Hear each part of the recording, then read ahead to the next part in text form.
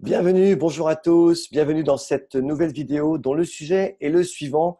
Quels sont les 7 critères qu'il faut absolument vérifier avant de choisir une entreprise de marketing de réseau, avant de décider de rejoindre et de s'investir dans une entreprise de marketing de réseau.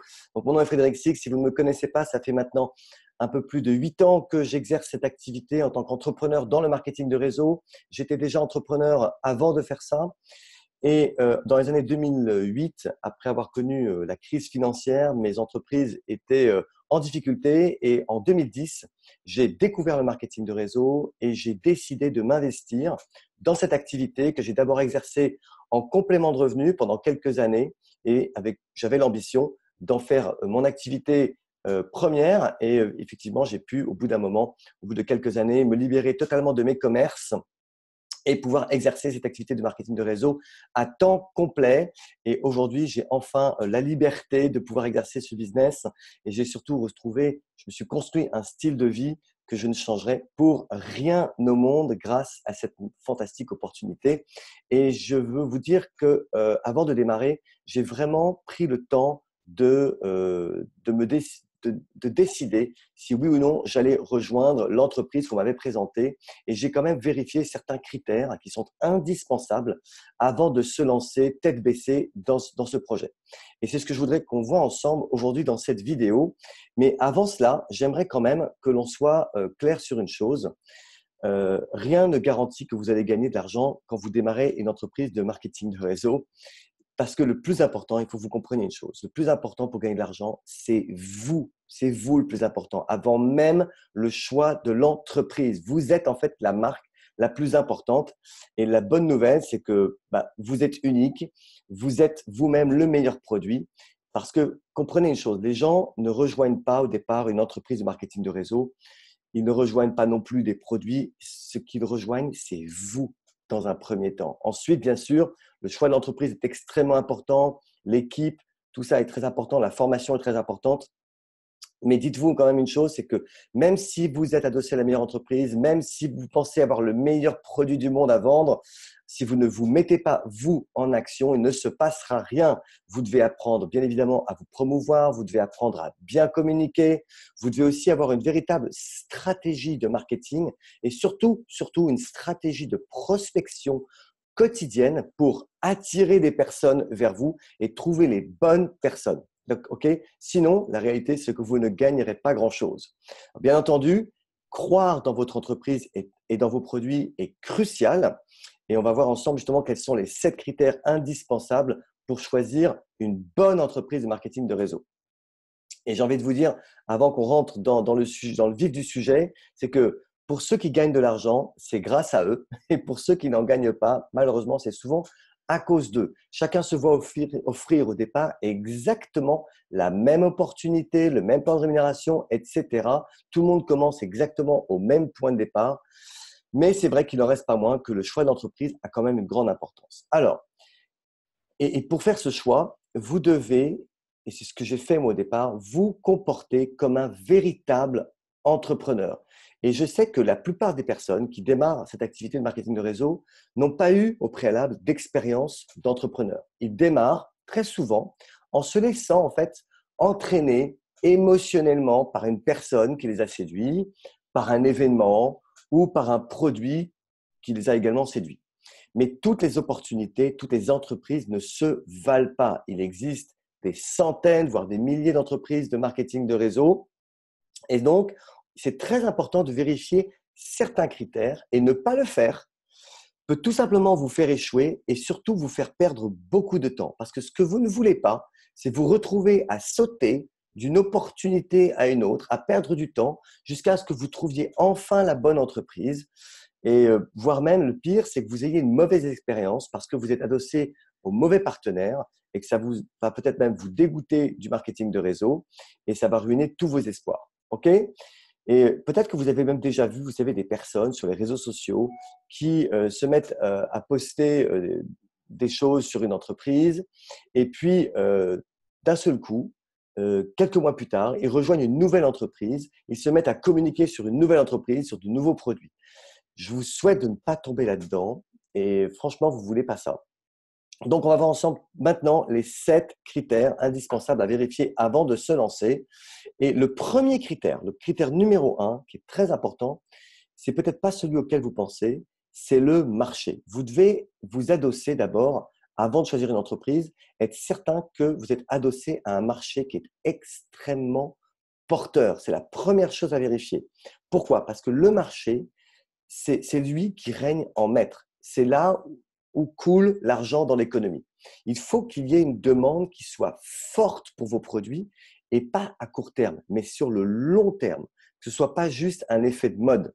Donc, vous devez regarder des marchés, par exemple, qui connaissent une croissance à 2 chiffres et pas uniquement des croissances à 1 chiffre ou 2 chiffres. OK? Pourquoi? Parce que si une tendance ne progresse pas assez vite, ça vous sera extrêmement difficile de transformer votre futur et votre style de vie.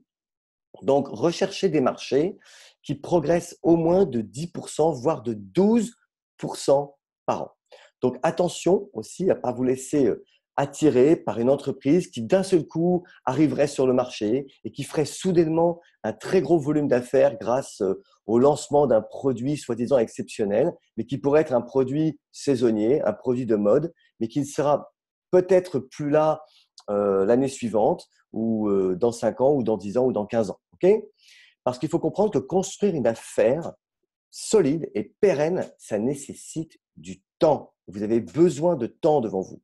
Voilà pourquoi vous devez en premier choisir de vous positionner sur un marché porteur dont les prévisions de croissance sont au minimum de 20 ans. Okay? Parce que si le marché risque de ne pas durer aussi longtemps, le problème que vous allez avoir, c'est que vous n'aurez pas le temps à la fois de construire votre business, et encore une fois, ça prend du temps, et ensuite de pouvoir en profiter pendant pendant des années, et même de pouvoir le léguer à vos enfants. C'est tout ce que je vous souhaite. Donc, la première chose, ok, c'est le marché. La deuxième chose, c'est d'avoir des bons produits, et si c'est des services, des bons services. Okay, et idéalement, il faut que vos produits et ou services soient différents, qu'ils soient avant tout innovants, sans concurrence ou presque. Je sais que peut-être vous avez beaucoup de produits différents dans l'entreprise, mais je souhaite pour vous qu'il y ait en tout cas certains produits pour lesquels il n'y ait quasiment pas de concurrence sur le marché. C'est encore mieux également s'ils sont brevetés et s'il y a une certaine avancée scientifique par rapport à ce qui existe sur le marché. Pourquoi? Parce que sinon, vous risquez d'avoir trop de concurrence et ça vous sera extrêmement difficile de rivaliser avec aujourd'hui des géants de l'industrie tels que Amazon. Et voilà, donc c'est vraiment une chose importante d'avoir des produits qui soient différents, sans concurrence et même idéalement qui soient brevetés. Et le mieux est d'avoir un produit que vos clients ne puissent pas retrouver ailleurs. Et que ce soit à la fois pour vos clients, vos nouveaux clients, les clients que vous voulez séduire, mais aussi pour les clients qui sont déjà fidélisés. Parce que par définition, les clients ne sont pas fidèles, ils sont volatiles. Donc, vous devez leur donner quelque part une bonne raison de continuer à consommer vos produits ou vos services. Et si vous avez ce genre de produits qui sont uniques, vous aurez la base pour construire un très bon business avec surtout une grande clientèle. Si vos produits sont vraiment, vraiment bons, vous aurez un excellent ratio entre le nombre de distributeurs et le nombre de clients. Et ce que vous voulez, c'est avoir beaucoup plus de clients que de distributeurs. C'est le signe d'un business qui est sain. Si vous avez essentiellement des distributeurs qui consomment, mais qu'il y a peu de personnes qui sont uniquement clients, c'est un mauvais signe. Okay? Si tous les consommateurs sont des distributeurs, vous risquez au bout d'un moment d'avoir un véritable problème de réputation. Et ce n'est pas ce que je vous souhaite. Il faut aussi que vos produits soient des consommables et qu'ils soient utilisés régulièrement par vos clients, mais également par vos distributeurs.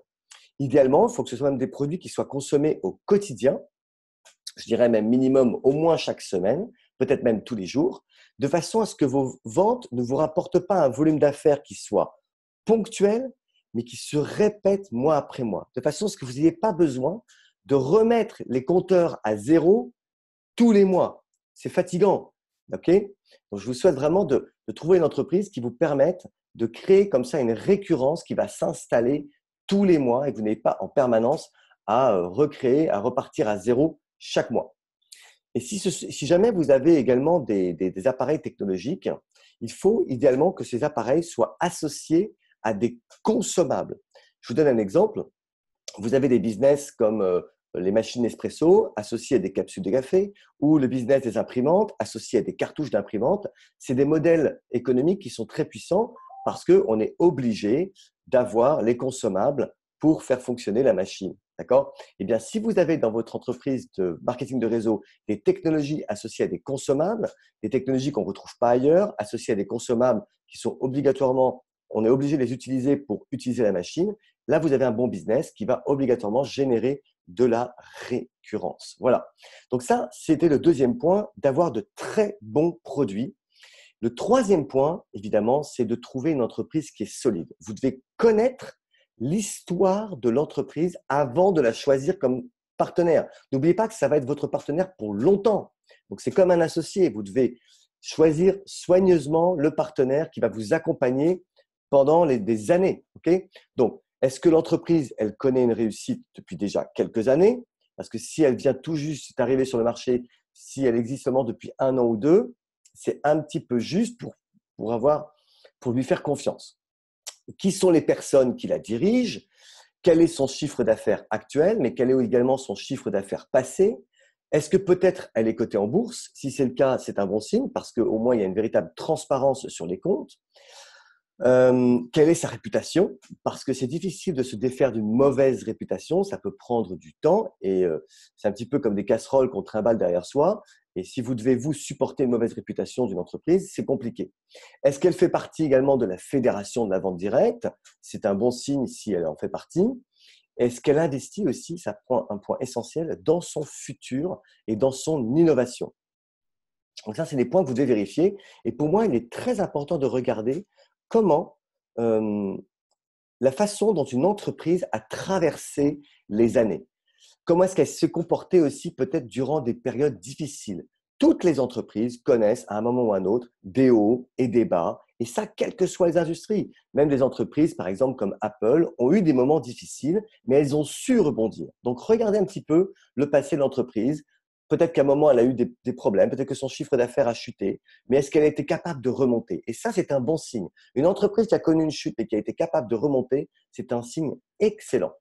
Et ce n'est pas parce qu'une entreprise connaît aussi un démarrage peut-être fulgurant ou une forte croissance soudaine qu'elle va durer dans le temps. Ne vous laissez pas avoir par ça. Okay? Et c'est pour ça que le niveau d'investissement dans l'innovation est un critère fondamental quant au choix de votre partenaire sur lequel vous voulez vous adosser pour construire votre futur économique. Okay? Et j'estime pour moi qu'une entreprise de marketing de réseau qui n'investit pas suffisamment dans son innovation est une mauvaise entreprise. Parce qu'il faut en permanence, aujourd'hui la concurrence est rude, il faut en permanence être innovant parce que, voilà, autrement on va se battre avec la concurrence. Et si on veut rester au devant de la concurrence, eh bien il faut que cette entreprise, elle réinjecte tous les ans une partie importante du chiffre d'affaires qu'elle génère dans son innovation. Est-ce qu'elle a des centres de recherche et de développement?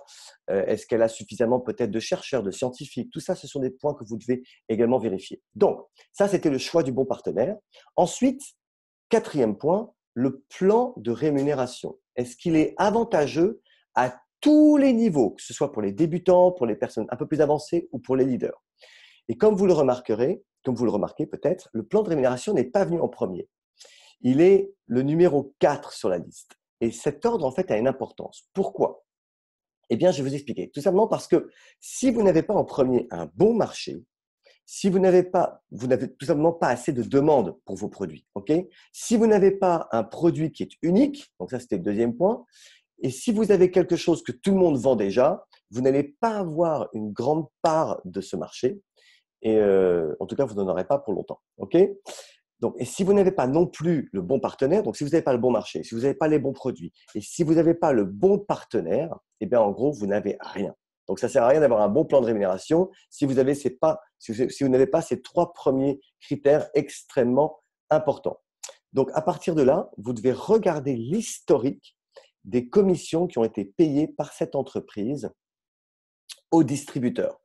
Et maintenant, en fonction de votre projet, il faut que vous regardiez si la rémunération permet de gagner de l'argent dès le début. C'est très important que les distributeurs puissent gagner de l'argent dès le début quand ils se lancent dans ce projet. Parce que s'ils ne gagnent pas de l'argent rapidement, ils risquent d'être découragés très rapidement et d'arrêter. Et si vous avez énormément de pertes dès le départ, vous allez avoir du mal à construire un bon business. D'accord? Et pour ceux qui veulent, je dirais, gagner quelques centaines d'euros, en général, c'est assez facile de vérifier si on peut gagner de l'argent rapidement. Mais pour gagner des sommes plus importantes, pour gagner plusieurs milliers d'euros par mois, voire pour gagner, pour ceux qui sont vraiment motivés, plusieurs dizaines de milliers d'euros par mois, vous devez prendre la peine de bien comprendre ce plan dans sa globalité.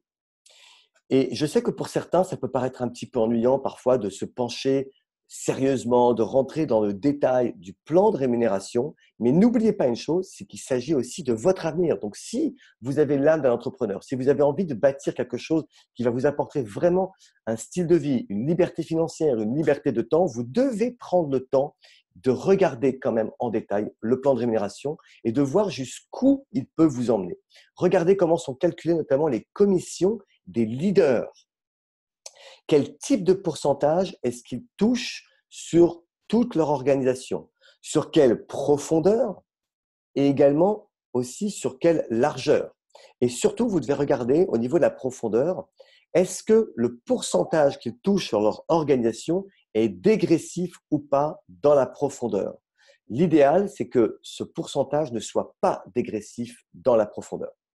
Et sur ce point, toutes les entreprises qui sont sur le marché ne se valent pas, elles ne sont pas toutes équivalentes, elles ne permettent pas de toucher toutes sur la même profondeur et elles ont souvent des pourcentages qui sont différents. Okay? Et dernier point sur ce sujet, observez également les entreprises qui ont fait leurs preuves avec les années. Celles qui sont par exemple dans le top 20 des plus grandes entreprises de marketing de réseau. Il faut comprendre que leur réussite, elle tient souvent au fait que les leaders sont restés parce qu'ils étaient bien rémunérés. Et sans les leaders, les organisations, qu'est-ce qu'elles font? Elles s'effondrent. Donc, c'est un très bon critère. Si les leaders restent fidèles, s'ils restent en place, c'est un excellent critère. Voilà. Donc, ça, c'était le quatrième point. J'en arrive maintenant au cinquième point, et qui n'est pas des moindres, qui est très important, qui est le système de formation. La clé de la réussite en marketing de réseau, on dit souvent, c'est la duplication. Et pour pouvoir se dupliquer, il faut avoir ce qu'on appelle une modélisation. C'est elle qui peut vous apporter la liberté de temps et la liberté d'argent que vous souhaitez avoir. Et c'est ce qui a permis notamment le succès, vous savez, des franchises traditionnelles. Parce que quand on achète une franchise, qu'est-ce qu'on achète? On achète un modèle clé en main de A à Z avec un véritable système.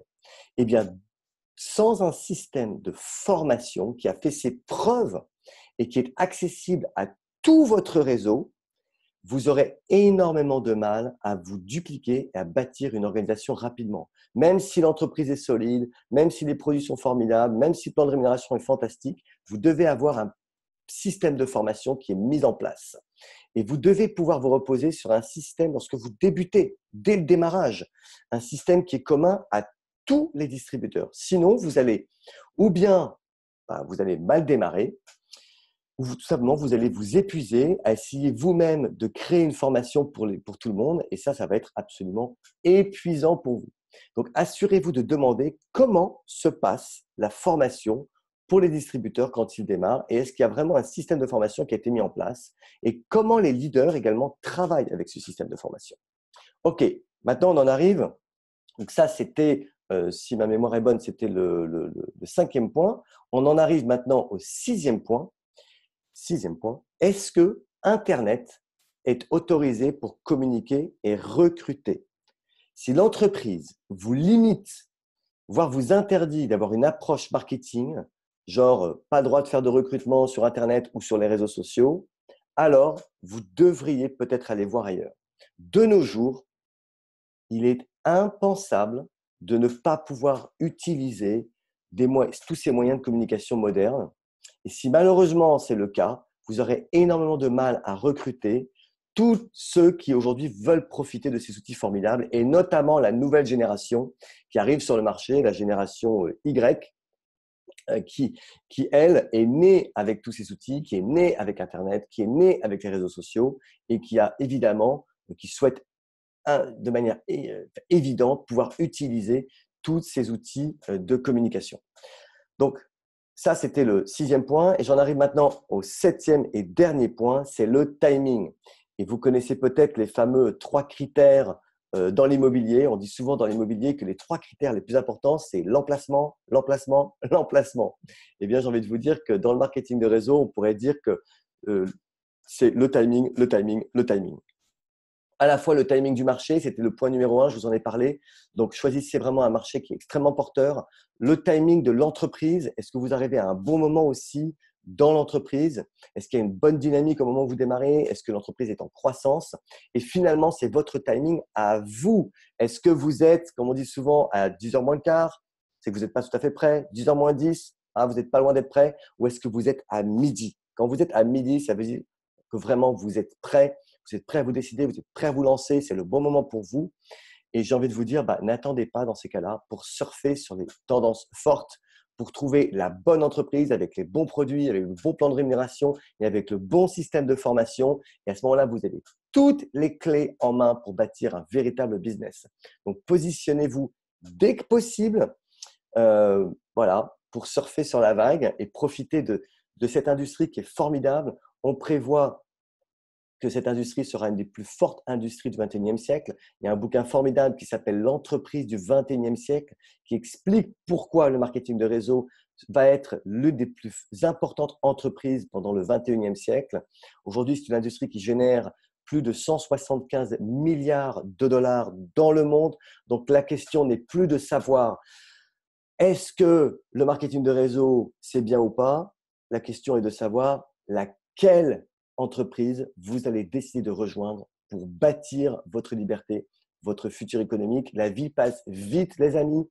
Donc, faites votre choix, faites-le bien, prenez le temps de bien vérifier tous les critères que je vous ai annoncés. Écrivez-les rapidement, vous n'avez pas besoin d'écrire tout ce que je vous ai dit, mais écrivez les 7 points, c'est indispensable et prenez le temps de les vérifier avant de faire votre choix. Voilà, j'espère que cette vidéo vous aura aidé, peut-être à faire votre choix si vous ne l'avez pas encore fait, peut-être à vous conforter dans le choix que vous avez déjà fait. N'hésitez pas à partager également cette vidéo avec des personnes que vous connaissez. Je vous remercie d'avoir écouté cette vidéo jusqu'au bout, qui était un petit peu plus longue peut-être que certaines vidéos que je fais, mais qui méritait qu'on y accorde un petit peu de temps parce qu'encore une fois, beaucoup de personnes, même je dirais la majorité des personnes qui se lancent dans le marketing de réseau, n'ont pas forcément encore le mindset, la mentalité d'entrepreneur. Or, les entrepreneurs, même si ce sont des personnes qui n'hésitent pas à se lancer, ils sont quand même prudents et vérifient certains critères avant de faire leur choix. Encore une fois, l'entreprise de marketing de réseau va être votre partenaire, votre associé pour des années, peut-être même pour la vie. Donc, prenez le temps de bien vérifier tout ça. Les amis, merci d'avoir écouté cette vidéo et à très bientôt sur une prochaine vidéo. Merci.